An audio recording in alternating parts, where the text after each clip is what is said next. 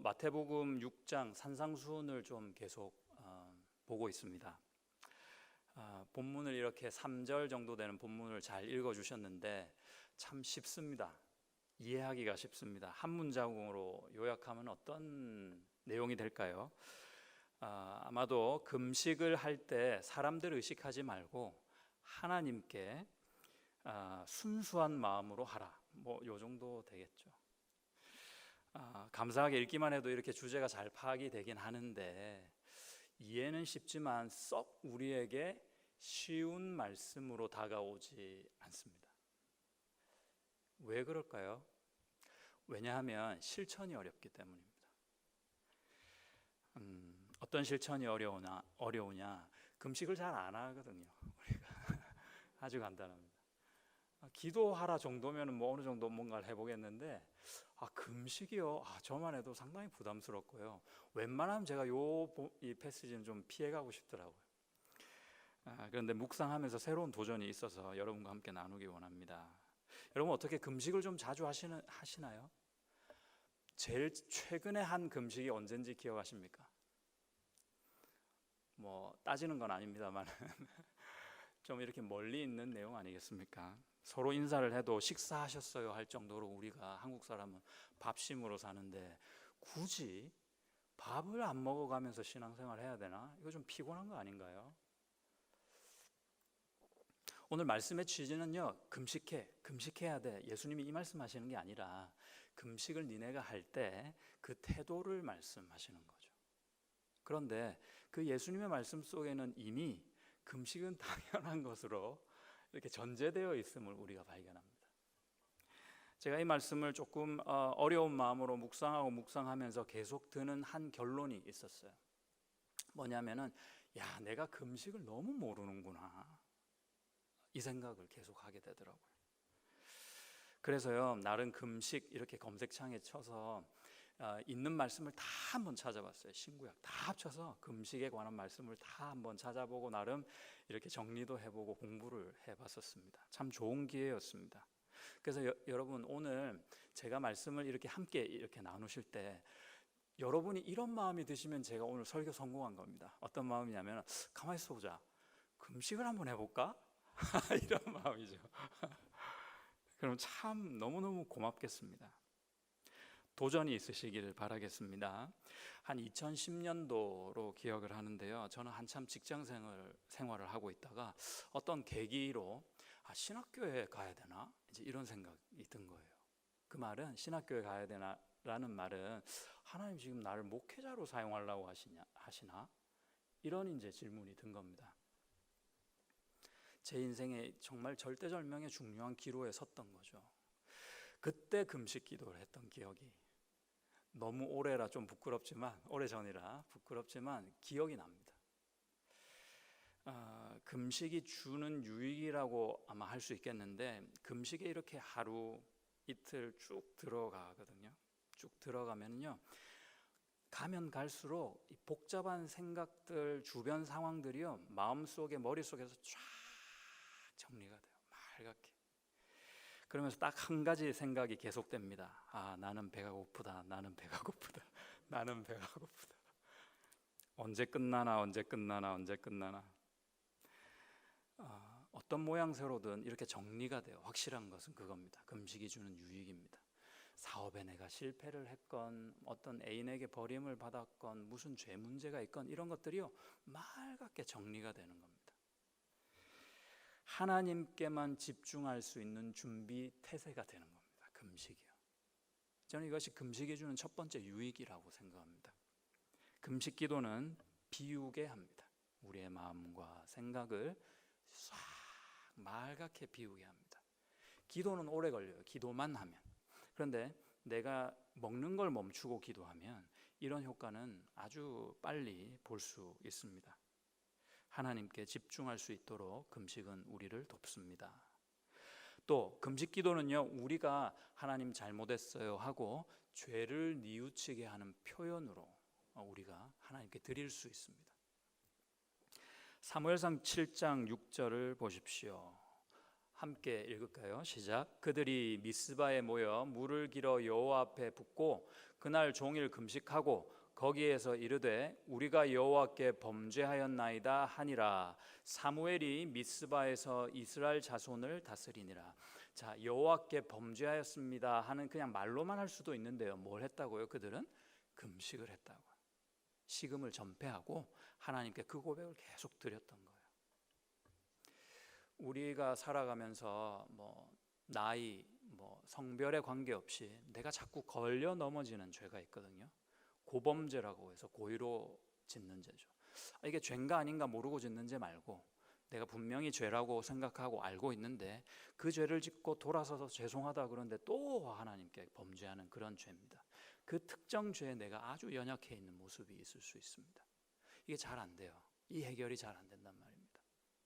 그때 여러분 금식을 하시기를 추천드립니다. 권유드립니다. 금식이 이런 죄를 이기는 아주 중요한 힘을 우리에게 제공합니다. 하나님 잘못했어요 라도 되는데 오늘 그 백성들은 금식을 하며 여호와께 범죄했습니다 고백했다는 겁니다. 또 금식 기도는 하나님 앞에서 우리를 겸손하게 합니다. 막 교만하여 사기 충천에 있을 때 우리를 낮추게 하는 역할을 금식이 합니다. 시편 35편 13절을 보십시오. 함께 읽겠습니다. 시작. 나는 그들이 병들었을 때 굵은 베옷을 입으며 금식하여 내 영혼을 괴롭게 하였더니 내 기도가 내 품으로 돌아왔도다. 내 영혼을 괴롭게 하였다. 금식함으로 내 영혼을 괴롭게 하였대요. 이 말은요, 괴롭게 하였다는 것 의미를 찾아보니까 찍어 누른다는 표현이 있더라고요. 그리고 겸손케 하다라는 표현이 두 번째 의미가 있었습니다. 그러니까 내 영혼을 겸손케 하는 방법이 금식이었다는 겁니다. 하나님이 대적하신다는 표현을 잘 안 쓰시는데 대적하시는 사람이 있습니다. 누굽니까? 교만한 사람입니다. 난 하나님 없어도 잘할 수 있어. 하나님 필요 없어. 저 사람 필요 없어. 내가 최고야 라고 내 멋으로 사는 그 교만한 사람을 하나님은 싫어하신다, 미워하신다 이 정도가 아니라 적으로 삼으신대요. 대적하신다는 겁니다. 죄를 해결받고 굳이 겸손하면서 하나님께 매일매일 그렇게 유난을 떨면서 신앙생활 할 필요 있나? 이대로 이렇게 하면 어때요? 하나님이 무슨 뭘 하시나? 내가 그냥 이렇게 대강 교회 다니면서 신앙생활 하는 것도 나쁘지 않은데 괜찮다 싶으신가요? 한 고등학교 교실에서요, 한 학생이요, 옆에 있는 친구가 조는 정도가 아니라 아예 팔베개를 하고 자는 거예요. 엎드려 자고 있는 걸 보고 말합니다. 야, 수업 중인데 일어나라고. 근데 칠판에 막 필기하고 계신 선생님께서 뒤도 안 돌아보고 이렇게 말씀하셨습니다. 내비둬라, 어른 돼서 고생하면 된다. 명답이죠. 네. 괜찮냐는 겁니다. 아니요, 안 괜찮습니다, 여러분. 금식 기도는요, 이런 하나님이 참고 안 될 때 매를 드시는 순간이 있는데 재앙이라고 표현하겠습니다. 재앙을 모면하게 합니다. 요나서 3장을 보시면요, 4절입니다. 요나가 그 성읍에 들어가서 하루 동안 다니며 외쳐 이르되 40일이 지나면 니느웨가 무너지리라 하였더니 니느웨 사람들이 하나님을 믿고 금식을 선포하고 높고 낮은 자를 막론하고 굵은 베옷을 입은지라. 10절 하나님이 그들이 행한 것 곧 그 악한 길에서 돌이켜 떠난 것을 보시고 하나님이 뜻을 돌이키사 그들에게 내리리라고 말씀하신 재앙을 내리지 아니하시니라. 아멘입니다. 악한 길에서 돌이켜 떠났는지 안 떠났는지 하나님이 사실 알 수 없는 단계에서 그렇게 여겨주신 계기가 있었는데 그것이 무엇이냐면 금식하고 하나님께 돌아오는 모습으로 판단해 주신 겁니다.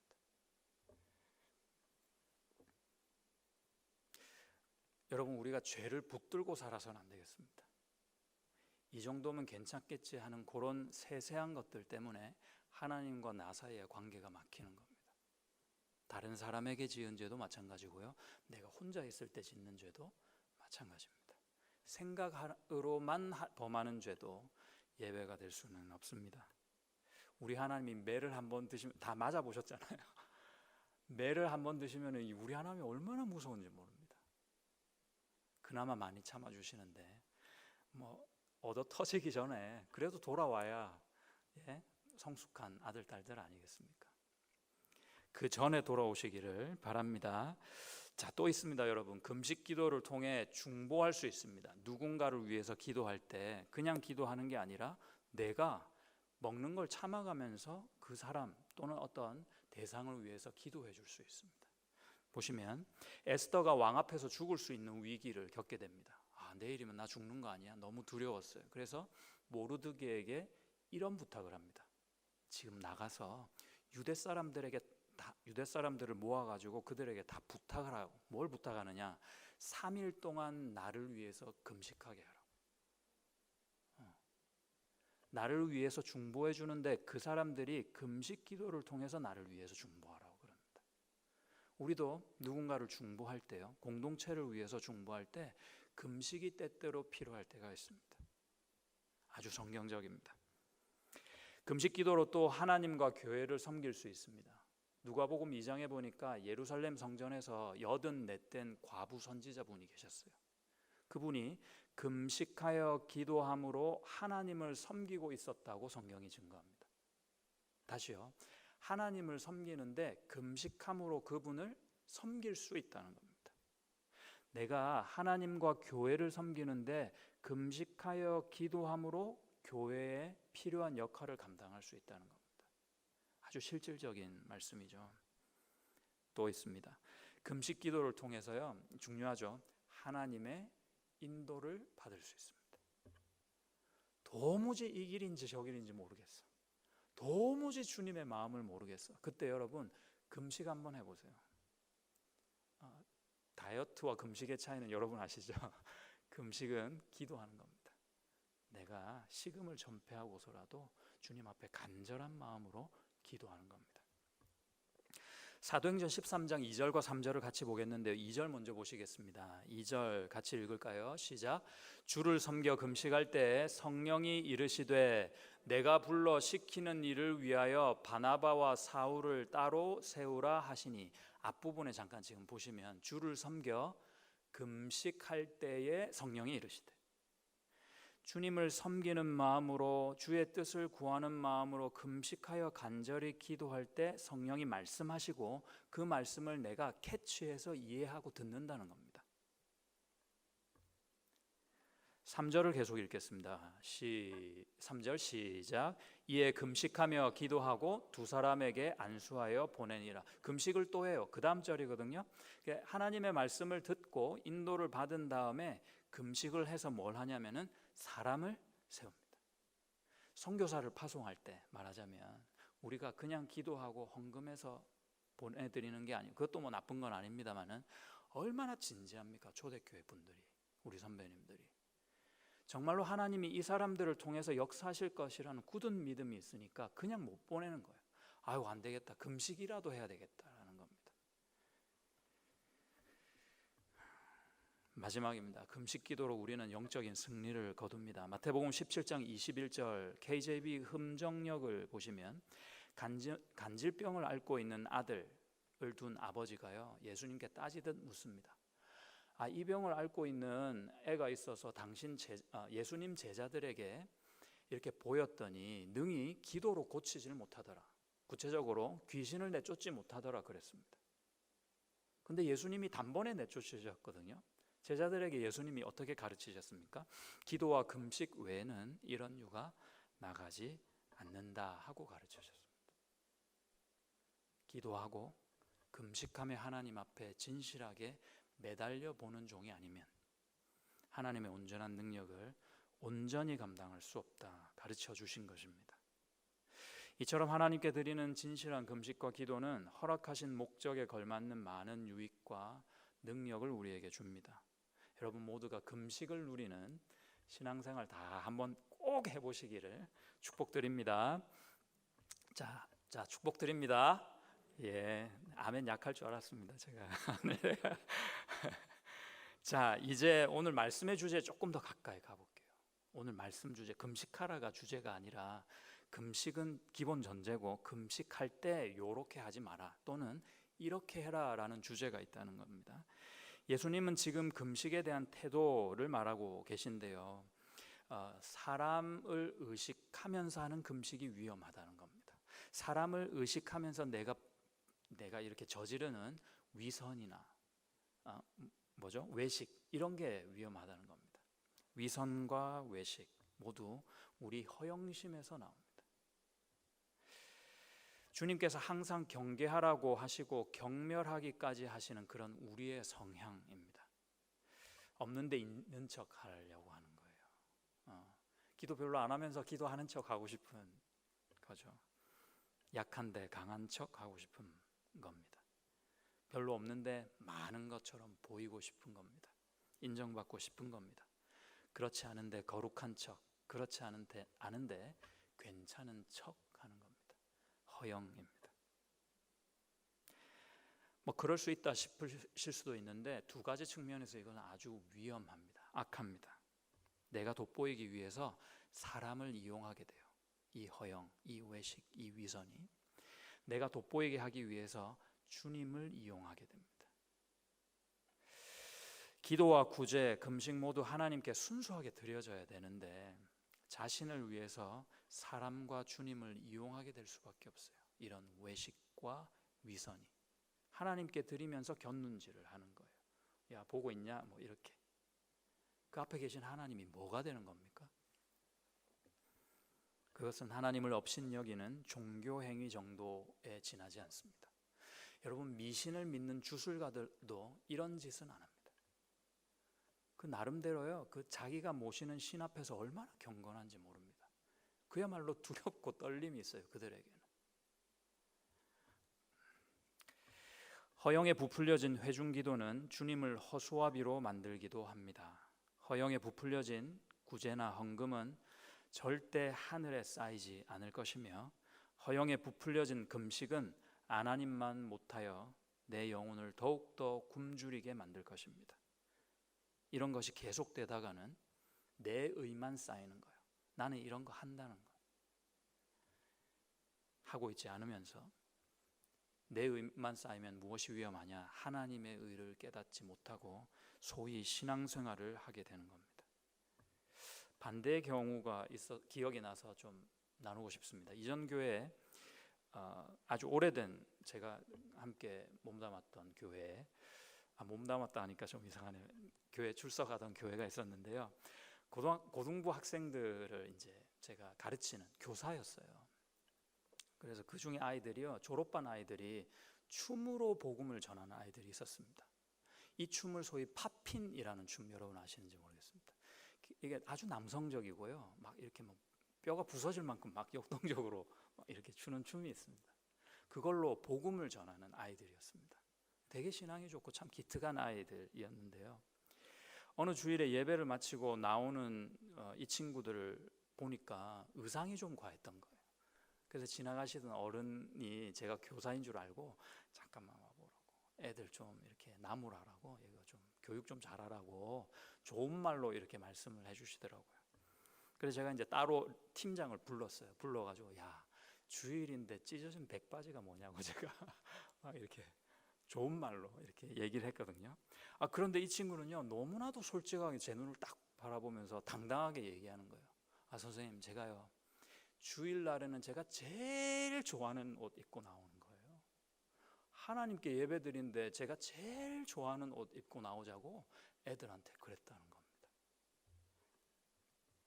그 말 들으니까 한편으로 야, 참 기특하다. 제가 오히려 설득당해가지고 이렇게 나왔던 경험이 있습니다. 하나님 앞에서 순수함이 있더라고요, 애들에게는. 그러면 어떻게 해야 내가 드러나고 싶은, 내 자신을 드러내고 싶은 이런 본능을 쫙 이렇게 누르고 진실하게 기도하고 헌금도 드리고 구제도 하고 금식할 수 있을까요? 오늘 본문에 답이 있습니다. 할 수 있는 대로 최대한 은밀하게 해야 합니다. 들키면 할 수 없어요. 그런데 최대한 남이 모르게 선행을 하든 하나님을 섬기든 하라는 가르침입니다. 나의 선행이든 영성이든 은밀하게 드려야 하나님만 받게 되신다는 거죠. 하나님이 받으신 것이라면 그것이 아무리 초라하고 보잘것없어도 위대한 것입니다. 얼마나 위대한가, 어느 정도인가, 하나님께서 오늘 말씀에는 되갚아 주실 만큼 위대한 겁니다.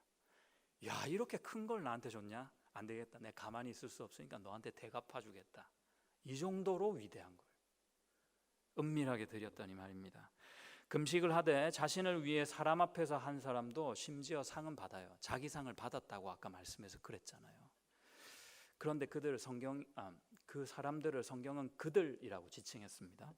또 은밀한 중에 하나님께만 드린 아버지라 부를 수 있는 그 자녀들도 하나님이 갚아주시겠다고 표현합니다. 대꾸를 이루는 비슷한 표현이거든요. 둘 다 받는다는 사실은 똑같아요. 그런데 우선 어떤 사람이냐가 다릅니다. 그게 차이입니다. 또 무엇을 상으로 받느냐도 차이가 납니다. 먼저 사람이 어떻게 다르냐, 18절 한번 다시 보시면요, 이는 금식하는 자로 사람에게 보이지 않고 오직 은밀한 중에 계신 내 누구에게요? 아버지께. 이게 키입니다. 키. 아버지께 보이게 하려 함이라. 은밀한 중에 보시는 너의 아버지께서 갚으시리라 그랬습니다. 그들은 자기 상을 받았고 자녀들은 아버지께서 보상해 주시는, 갚아 주시는 은혜를 체험하더라는 겁니다. 자, 아까 방금 읽으신 18절 중에 내 아버지께서 갚으시리라, 요 짧은 구문이 있는데요, 거기 액센트가 어디 있을까요? 내 아버지께서 갚아주실 거야, 또는 내 아버지께서 갚아주실 거야. 둘 중에 어떤 걸까요? 앞에 자기 상을 받았다, 이게 있거든요. 그들은 자기 상을 받았다. 그런데 너는 내 아버지께서 갚아주시리라 그랬으니까 아마도 내 아버지께의 강세가 있을 겁니다. 내 아버지께서 갚아주실 거야. 그들과 다른 겁니다. 누가 주던 상관없이 선물이면 다 좋다 하고 무조건 받고 좋아하는 저작거리 애들도 있는가 하면 성경에서는 그들로 표현됐습니다. 아비가 주는 선물에만 반응하는 기특한 내 자식이 있더라는 겁니다. 이들은 하나님을 아버지라 부른다고 오늘 성경이 우리에게 가르쳐주고 있는 겁니다. 사람이 이렇게 다른 겁니다. 두 번째로 상 내용이 달라요. 아마도 사람의 인정, 인기나 세상이 주는 어떤 이득이 자기 상일 겁니다. 그들이 받은 자기 상 무시할 수 없습니다. 이것도요, 크고 꽤 괜찮아요. 예를 들어서 동네 장기자랑에서 1등을 해서 받은 상이 120인치 샘성 TV라고 한번 해보시죠. 이거 얼마나 좋아요. 생기면 비싼 거죠. 가치 있는 겁니다. 그런데요, 올림픽 선수가요, 올림픽에 출전해서 올림픽의 소위 꽃이라고 하는 100m 달리기 결승에서 이겼어요. 이 사람이 이 결승 금메달 리스트에 바라는 상이 고작 120인치 샘성 TV일까요? 좋은 건 맞지만 그거하고 비교가 안 되는 거죠. 동네 장기자랑 대회와 전 세계인이 겨루는 올림픽, 이 판이 다른 겁니다. 하늘의 하나님 아버지께서 칭찬하고 인정하는 금식으로 받는 상은 분명 자식들에게만 주는 위대한 상입니다. 이거 참 기대가 되는데, 오늘 지금 이제 당장 금식을 한번 잘 해가지고 아무도 모르게 금식을 성공해가지고 이제 그 금식으로 하나님이 무슨 상을 주신다는데, 이거 어떤 상일까 과연? 지금 우리가 산상수훈 속에 있는 말씀을 보고 있거든요. 그 상은 무엇인지 산상수훈 앞부분에서 이미 답으로 제시가 되어 있습니다. 심령이 가난해서 받는 상입니다. 천국이라는 상이죠. 애통하는 자가 받는 위로입니다. 온유한 자가 받는 땅입니다. 의에 줄이고 목말라야 알 수 있는 배부름입니다. 다른 이를 긍휼히 여기는 자만 받는 주님의 긍휼히 여겨주심이라는 상입니다. 청결한 자가 볼 수 있는 하나님입니다. 화평케 하는 자가 받는 명예입니다. 바로 하나님의 아들이라 호칭받는 그 명예입니다. 을을 위해 박해받는 이에게만 주어지는 천국, 그것이 하나님 아버지께서 갚아주시는 상입니다. 단순히 금식을 잘해서가 아니라 내 아들이 한 참된 금식으로 아버지가 갚아주시는 그 상이라는 겁니다.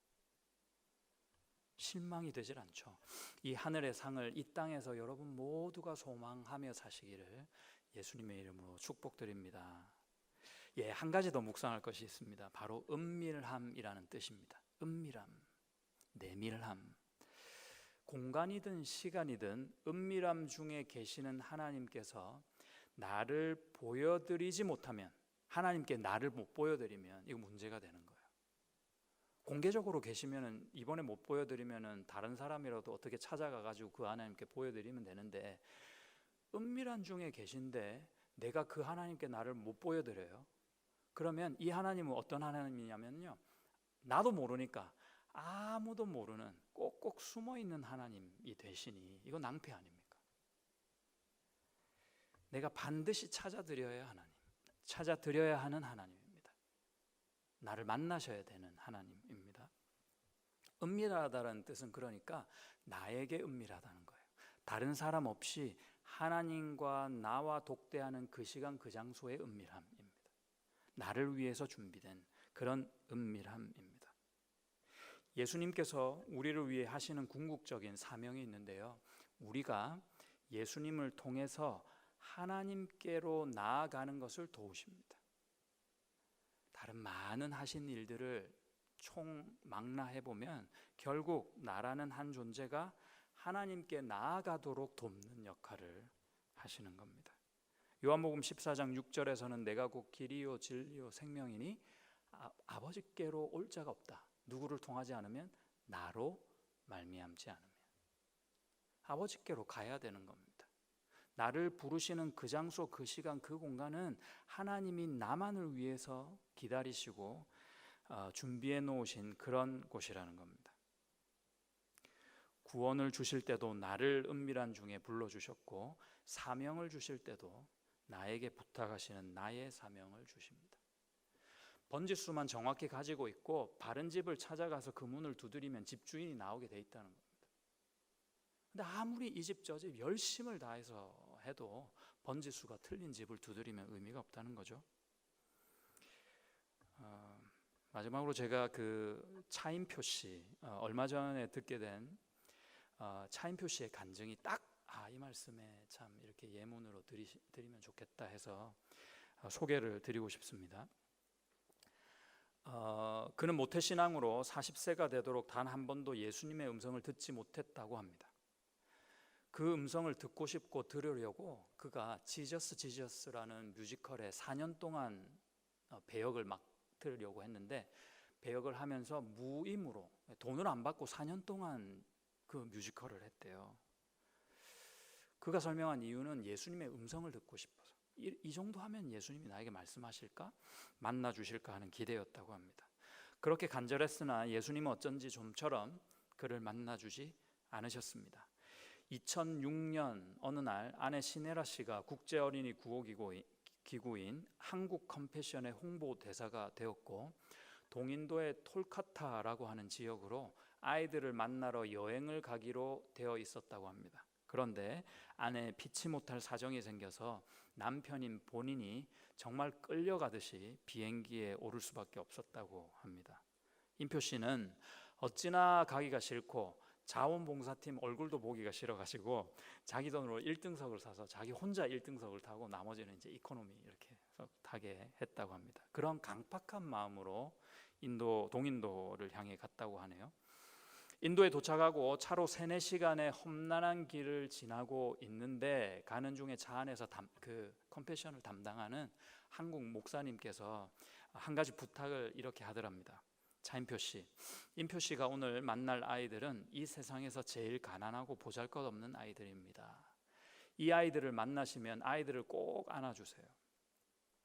안아주시면서 너희들은 귀한 존재다. 사랑받기 위해서 태어났단다. 내가 너희들을 사랑한다 라고 한마디만 해주세요. 그랬답니다. 자기도 명색이 신앙인데 그 정도는 충분히 할 수 있겠다 싶었다고 하네요. 교회에 도착하니까 수백 명의 아이들이 반기는 마음으로 다 이렇게 줄을 서가지고 서 있더래요. 한결같이 구겨지고 더러운데 색깔은 다 하얀색으로 맞춰가지고 서 있었대요. 아이들이 다들 이렇게 예쁘게 서 있는데 맨 앞에 있는 6, 7살쯤 되는 아이에게 다가가니 차인표 씨에게 그 아이가 먼저 손을 이렇게 내밀더라는 겁니다. 그래서 그는 그 손을 맞잡았습니다. 그 손을 맞잡는 순간에 수십 년 동안 찾아 헤매던 예수님께서 음성을 들려주셨습니다. 주님이 말씀하시기를, 임표야 잘 왔다. 내가 너를 여기서 기다리고 있었어. 이 아이 옆에서 너를 기다리고 있었어. 내가 너를 사랑한단다. 너는 나의 사랑을 받기 위해서 이 세상에 태어났단다. 자기가 해주려고 한 말인데 이 아이의 손을 잡는 순간 자기에게 예수님이 해주시더라는 겁니다. 차인표 씨의 고백입니다. 제가 예수님을 찾아 무대 위에서 또 비행기 1등석 칸에서 헤매고 있는 동안에 예수님은 이 아이 옆에서 저를 기다리고 계셨습니다. 마음이 가난한 자는 천국이 저희 것이며, 저는 그날 예수님의 음성을 들었습니다. 그리고 저의 인생이 달라졌습니다. 되게 멋진 신앙인입니다. 그래서 이분은 할 수 있는 한 지금도 아마 열심을 다해서 많은 아이들을 돕고 있는 중인 걸로 알고 있습니다. 나를 위해 십자가 지시고 내 죄를 용서하신 그 예수님을 신앙하시는 성도 여러분, 지금 주님은 주님이 원하시는 자리에서 어쩌면 아직도 나를 기다리고 있는지 모르겠습니다. 우리가 그 자리로 가야 합니다. 주님께서 원하시는 일을 해야겠죠. 사람이 아닙니다. 분위기나 상황이 아닙니다. 주님만을 위한 일, 아무도 알아주지 않아도 주님께는 칭찬받을 만한 일, 그것이 이유가 되어야 될 줄 믿습니다. 지금 열심히 걷고 있는 길이 주님이 가라 하시는 길이 아니라면, 그 확신이 없다면 멈출 수 있는 용기가 우리에게 필요합니다. 나에게 필요합니다. 그걸 위해서 기도해야 됩니다.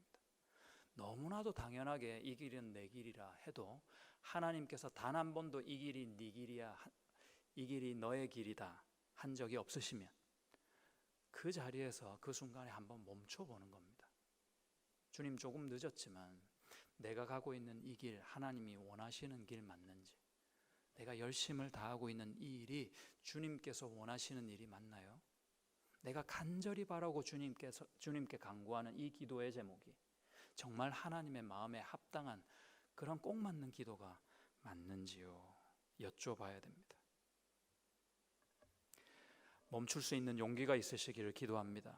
돌아가도 괜찮습니다. 순서가 훨씬 더 중요합니다. 여러분, 그래서 금식을 한번 드려보면 어떨까요? 한번 드려보시면 참 좋겠습니다. 금식을 통해 나를 돌아보고 주님 가까이에서 그분의 음성을 듣게 되시기 바랍니다. 참된 금식은 영혼과 사람을 바라보는 금식이라 하셨습니다.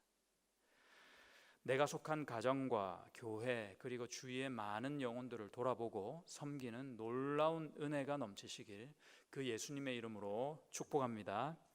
기도하겠습니다. 하나님, 감사합니다. 먹을 수 있는 은혜가 주님께서 허락하신 은혜인 것처럼 내가 먹지 않을 수 있는 은혜를 주심도 감사합니다. 하나님, 때로는 너무나도 당연하게 여겨지는 우리가 누려가고 있는 것들, 우리가 소망하고 있는 것들을 잠시라도 돌아보아 하나님의 뜻을 구하는 우리가 되게 도와주시옵소서. 주님께 질문할 수 있고 아니라면 돌아설 수 있는 용기를 우리 모두에게 허락하여 주시옵소서. 참 겸손으로 이러한 모습으로 주님을 향한 참된 금식을 드릴 수 있는 우리 모두가 되기를 간절히 소망하며 예수님의 이름으로 기도합니다. 아멘.